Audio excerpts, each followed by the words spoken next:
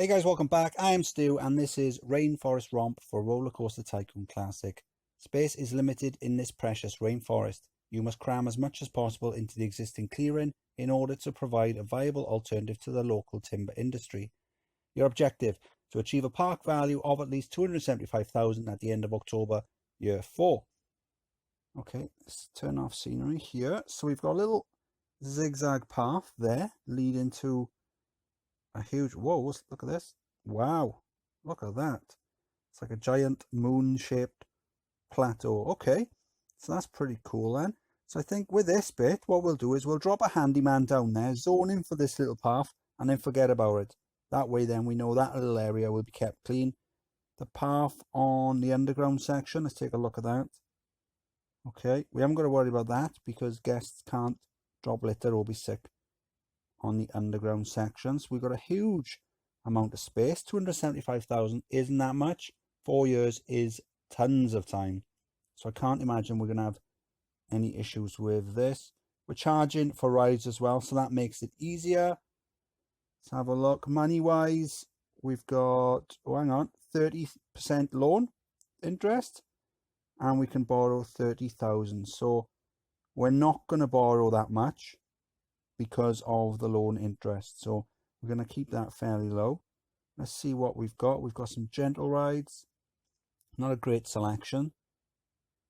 A good selection of coasters to begin with. We can do some cheap and cheerful coasters with these to begin with.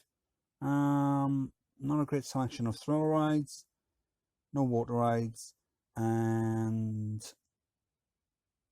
not a great selection of shops. We've got the basics, these things here, but as far as food and drink is concerned, we've only got these two here. So what I'm going to do first of all is I'm going to put all my research into shops, simply because we haven't got a lot of variety. We've only got 2 food and drink.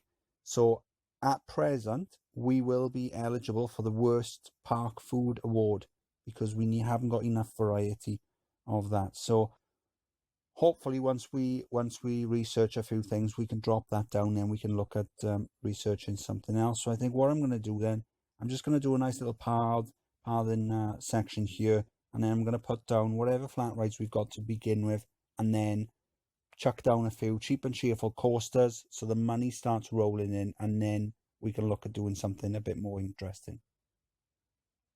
October year 1, we're making tons of cash. We've got a park value of 145,000, so we're halfway there. So we come in, we've got shops, kiosk, ATM, toilets, that sort of thing. We've unlocked a few of the food and drink stalls. So now I'm researching roller coasters.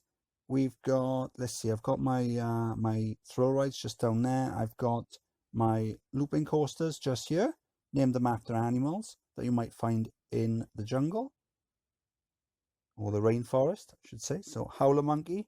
I've just added a little bit of basic scenery underneath just to boost the excitement. That way I can charge the guests a bit more money, and it also does add a little bit of park value as well, because park value is based on the stats of the ride. And then with this one then, this one is corkscrew coaster, lipstick false dart frog. Bit of a mouthful. It looks like a poison dart frog, but it's not poisonous. So these aren't set to synchronize because of the shape of the land. I wasn't able to do them the same length, so I've just let them run as they are. But it's good excitement anyway, even without them being synchronized. And then we've got a little Ferris wheel there. So doing pretty well actually for the first year. Can't imagine us having any issues. I'm going to continue with the pathing. I think I'm going to bring it down this way and do a pathing loop. And then that way then we got a lot of space on the outside and then some nice space on the inside to do something. But yeah, I'm just going to crack on building some more cheap and cheerful coasters. And then later on, once we've got the scenario in the bag and we've got tons of cash, we can look at doing something more interesting. July year 2, park value over 300,000. We only need 275,000, so we've done the goal already. So these ones here then, Scarlet Macaw. It's like a parrot or something. Inverted vertical shuttle. So it just goes up, drops it into a half loop, twist, up and then back. Photo section. Guess loving it. Good stats on that. So it's adding some good value. Just down here, I've completed the pathing loop all the way around. Added some more seating areas and shops and things like that. So here then, this is Anaconda. It's the Anaconda ride, which is it's basically a hypercoaster, but with Anaconda trains. So with this one, it's exactly the same ride design as the looping coaster here, except what I've got is I've got it set to 3 circuits. So it'll take it up. Just wait a second. Let's run on fast forward, just so it hurries up. Right, so it takes it up.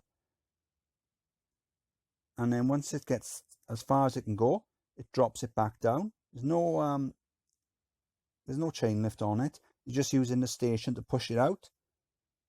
And then it does that a few times.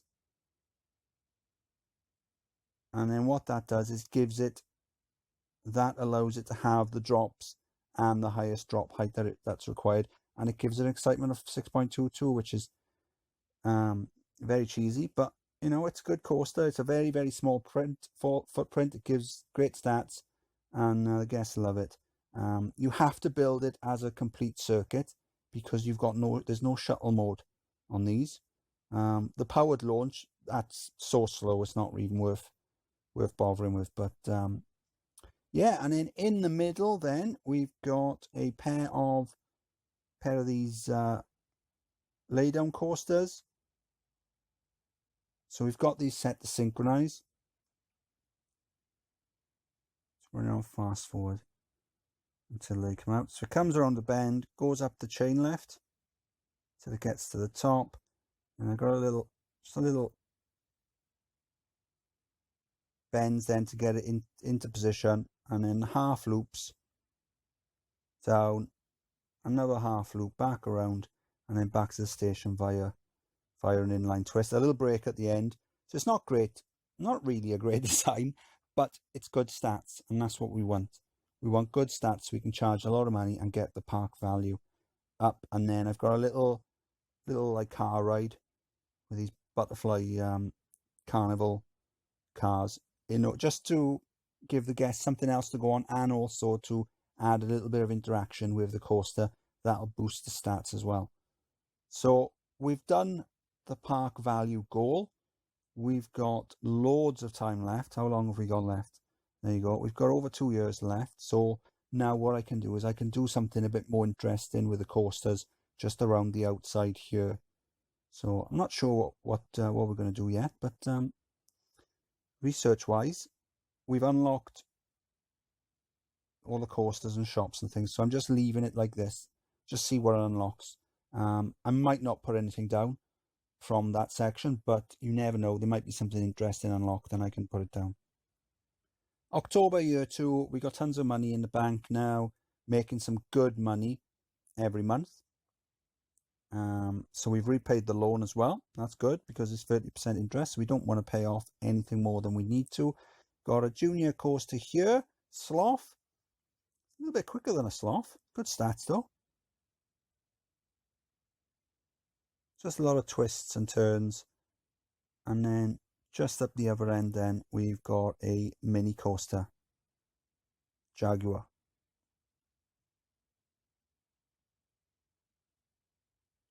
The underground section. Should probably run that on the underground view. There you go. So just a few twists and turns and things. Decent stats. I'm lowering the price of the existing coasters as and when the guests stop going on them. So with a coaster that we can charge £10 to go on, after a few months they'll stop paying it, but then you can reduce it to £7. And then if they stop paying that, then £5 is pretty good value for it. So I think at this point we're making so much money, we could probably reduce them all to £5, and it wouldn't even make much of a dent in our finances. Because we've got 80 odd thousand in the bank. We're not going to spend that on new rides. We can try, but I'm not going to spend that much. So let's crack on. Let's see what else we can build. October year 3, we've got a park value of 392,000, so it's over 100,000 more than we need. We've got a wooden coaster, tarantula, drop into a loop. Originally, I had the loop further back there, and then I thought, why don't I try and do it so that it's going around a mini coaster? So I just moved it and then did it, and then a very simple then design coming back, little splash as well, just to boost the excitement. Good stats, guests loving it, tons of puke. And then just up here, we've gone for a stand-up coaster, just in time to see the loops.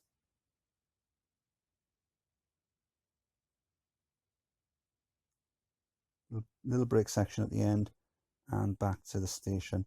Only running one train. That's fine.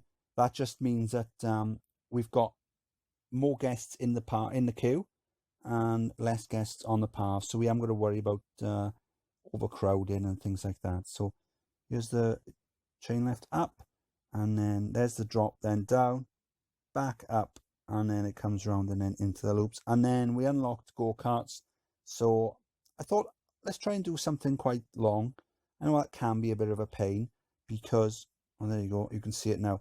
So when the race is won, the guy who wins the race, he gets to carry on and do another lap.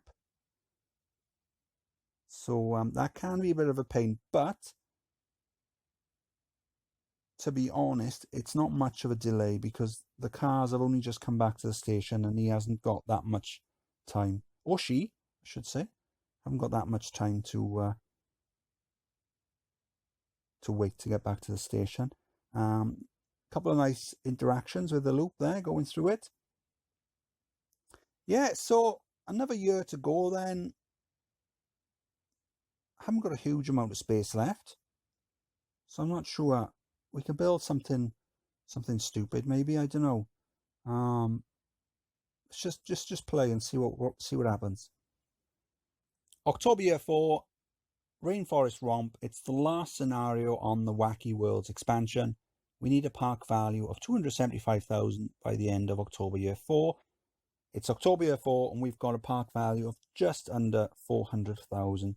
So we've beaten it quite comfortably then. So the last year, all I've done is I've built a splash boat, just crammed it in over here. When I first built it, I did have it at £20 a go, and the guests were paying it. And not only were they paying it, they were glad to pay it.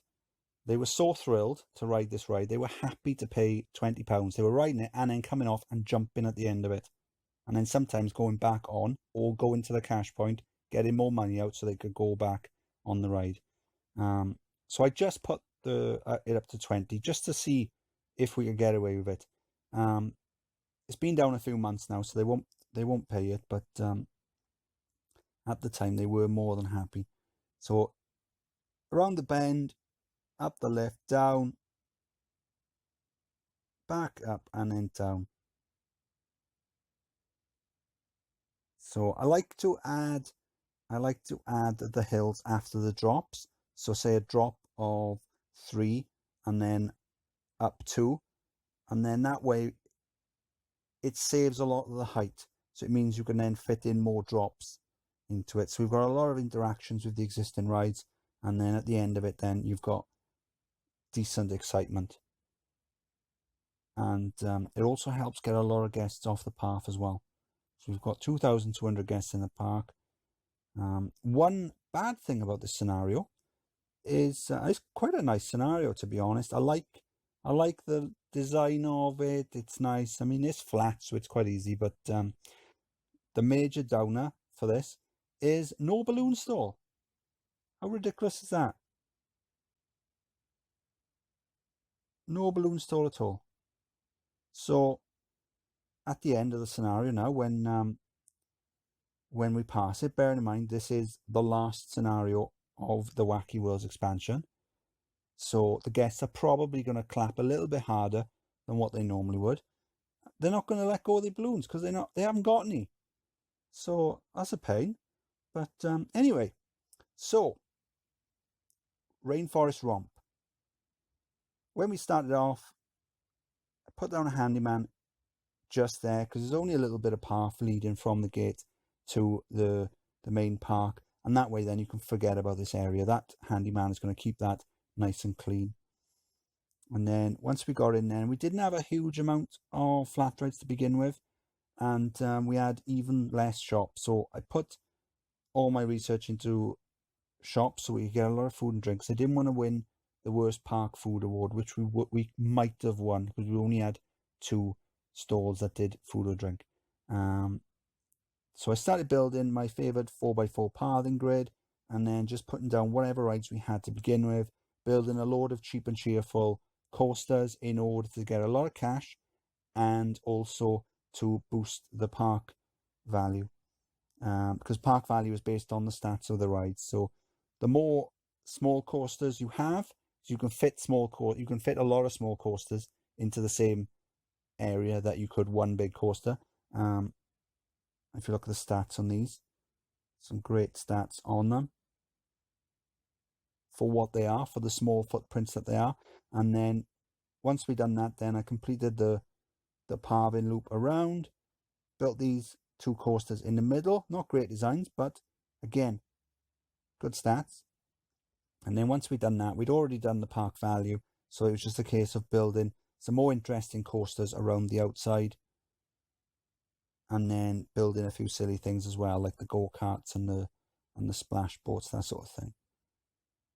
Oh, and it's Halloween.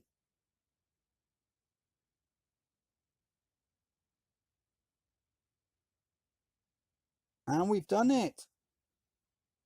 Company value of 733. Wow.